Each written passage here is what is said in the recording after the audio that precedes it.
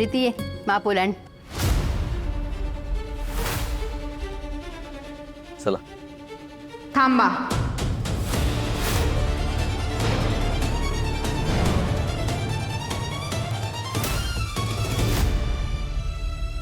लग्न तर झालंय, पण गायकवाडांची सून म्हणून या घरी येण्याआधी माझी एक अट आहे.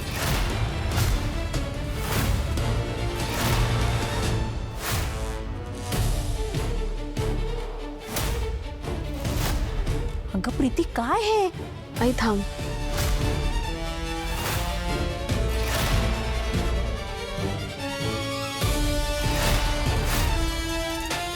दादा पाहतोयस ना घरात आली नाही तर तुझ्या सुनेने अटी घालायला सुरुवात केली आहे.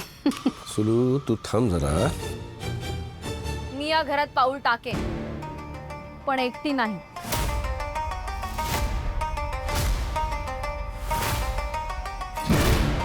मी गृहप्रवेश करेन, तो सुभद्रा आईंबरोबरच.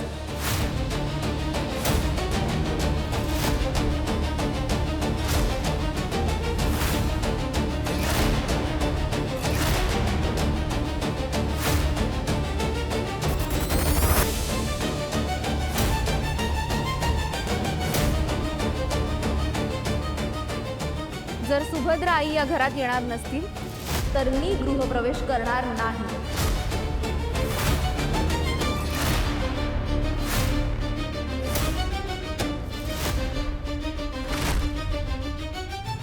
प्रीती अगं काय हे बाळा, सगळं व्यवस्थित पार पडत असताना नको ती अट कशाला घालतीयस? ताई अगं सुभद्रा काकूचा काय संबंध?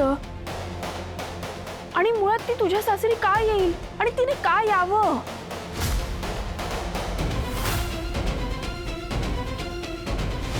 माझी एक अट ऐकलीस तरच मी तुझ्यावर विश्वास ठेवीन.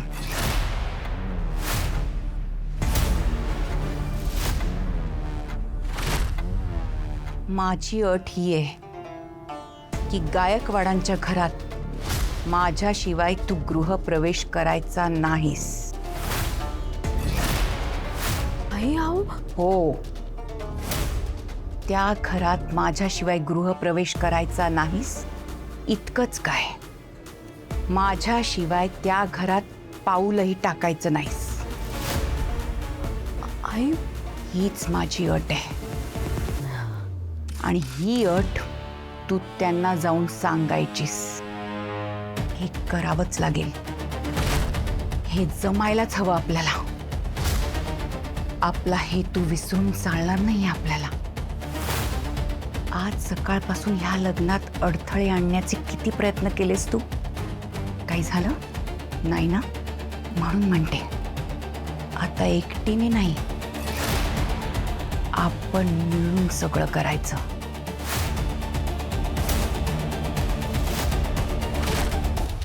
आई अहो काय बोलताय तुम्ही? मी ही अशी अट कशी घालू त्यांना? आणि मला हे अवघड वाटतंय. काय अवघड आहे त्यात? हेतू तर साफ आहे ना तुझा, बदला घ्यायचा आहे ना तुला. मग आई आई अहो तेच सगळं करायचंय मला. पण पण ते या अटीला तयार होतील का? आणि आई मला भीती वाटते, समजा मी अट त्यांच्यासमोर मांडलीच, त्यांना आपल्या हेतूवर संशय येणार नाही का? आपला प्लॅन फिसकटेल, म्हणजे प्लॅन सुरू होण्याआधीच संपेल. संपणार नाही, नाही संपणार. तू फक्त मी तुझ्याबरोबर तिथे येणार हे जाऊन त्यांना सांगायचंस. पुढे सगळं आपल्या बाजूनी कसं वळवायचं ते मी बघते. ताई अगं मी काय विचारतेय, तू अशी अट का घालतीयस? बघ प्रीती, अगं म्हणत होते ना मी तुला, नको अशी अट घालूस बाळा. अगं साहजिकच आहे, कोण का म्हणून तुझी ही अशी अट मान्य करेल? अगं कोण लागते मी तुझी? मी तर तुझे नातेवाईक सुद्धा नाहीये जी तुझ्याबरोबर तुझ्या सासरी राहायला येईन. नाही, मान्य आहे मला बाळा, तू मला तुझ्या आईप्रमाणेच मानतेस. आज सुजयचं आणि तुझं लग्न झालं असतं तर तू माझ्या घरी सून होऊन आली असतीस.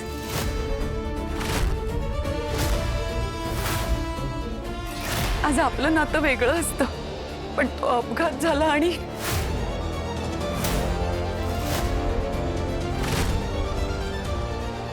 आता आपला सुजय नाहीये आपल्यात. अगं गेलाय तो आता आपल्यातून. किती म्हटलं ना तरी आता आपण नातेवाईक नाही होऊ शकणार बाळा, समजून घे. सुजय गेल्यानंतर सुद्धा तू माझ्याशी लेकीप्रमाणेच वागलीस, यातच सगळं आलं. आता माझा विचार करून मला तुझ्या बरोबर तुझ्या सासरी घेऊन जाण्याचा तुझा हा विचार काढून टाक बाळा डोक्यातून. अगं मी जगेन कशी बशी, पण माझ्यासाठी तू सगळ्यांना कोड्यात पाडू नकोस बाळा. आई आई हो, मी ही अट मुद्दाम घातली आहे. मला माहिती आहे मी लग्न करून इथून निघून गेल्यावर तुम्ही एकट्या पडणार आहात, स्वतःची काळजी घेणार नाही.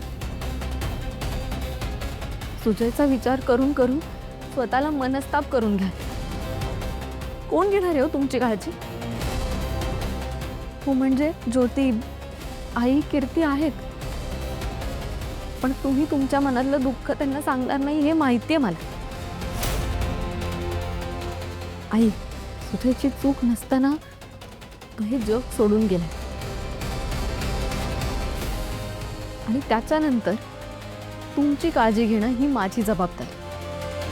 माझं लग्न झालंय, माझं नवीन नातं सुरू झालंय, म्हणून मी माझ्या जबाबदाऱ्यांकडे दुर्लक्ष नाही करू शकत ना.